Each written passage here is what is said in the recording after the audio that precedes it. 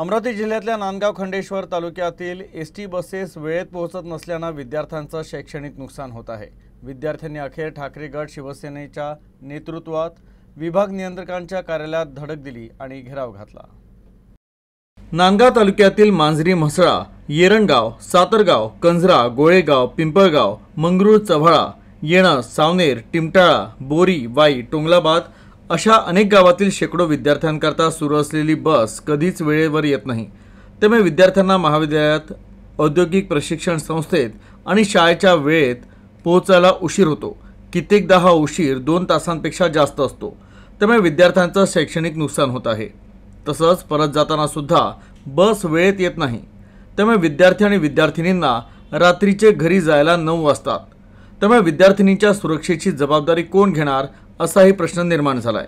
तर या मार्गावर मोठ्या प्रमाणात विद्यार्थी असल्याने एकाच बसमध्ये 150च्या वर विद्यार्थ्यांना प्रवास करावा लागतो। बसची क्षमता नसताना सुद्धा एवढ्या मोठ्या संख्येने विद्यार्थ्यांनी प्रवास केल्याने बसचा बॅलन्स जाऊन मोठा अपघात घडण्याचीही शक्यता नाकारता येत नाही। कित्येकदा विद्यार्थ्यांना बसमध्ये उभं राहायला जागा सुद्धा नसते। त्यामुळे या मार्गाने अतिरिक्त बस सुरू करावी अशी मागणी निवेदनाद्वारे केली जात आहे। तर विद्यार्थ्यांनी विभाग नियंत्रक कार्यालयात ठिय्या आंदोलन करत प्रचंड रोष व्यक्त केला।